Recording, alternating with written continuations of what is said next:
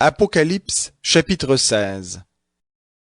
J'entendis une voix forte qui venait du sanctuaire et qui disait aux anges, « Allez, versez sur la terre les 7 coupes de la fureur de Dieu. » Le premier partit et versa sa coupe sur la terre.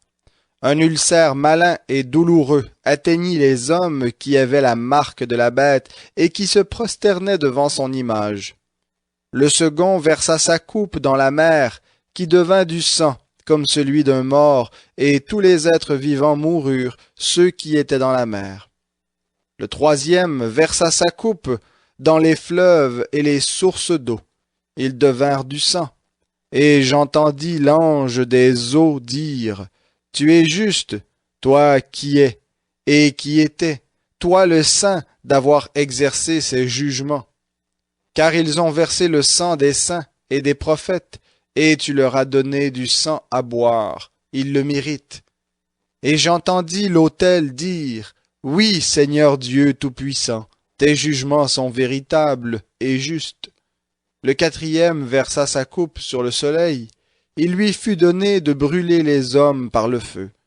Et les hommes furent brûlés par une chaleur torride. Ils blasphémèrent le nom du Dieu qui a l'autorité sur ses plaies, et ils ne se repentirent pas pour lui rendre gloire. Le cinquième versa sa coupe sur le trône de la bête. Son royaume fut obscurci. Les hommes se mordaient la langue de douleur. Et ils blasphémèrent le Dieu du ciel à cause de leurs douleurs et de leurs ulcères, mais ils ne se repentirent pas de leurs œuvres. Le sixième ange versa sa coupe sur le grand fleuve, l'Euphrate, et l'eau en tarit pour préparer la voie aux rois qui viennent de l'Orient. Je vis sortir de la gueule du dragon, de la gueule de la bête et de la bouche du faux prophète, 3 esprits impurs, semblables à des grenouilles. Ce sont des esprits de démons qui opèrent des signes et qui s'en vont vers les rois de toute la terre, afin de les rassembler pour le combat du grand jour de Dieu, le Tout-Puissant. Voici, je viens comme un voleur, heureux celui qui veille et garde ses vêtements, afin qu'il ne marche pas nu et qu'on ne voie pas sa honte. Ils les rassemblèrent dans le lieu appelé en hébreu Armageddon. Le septième versa sa coupe dans l'air.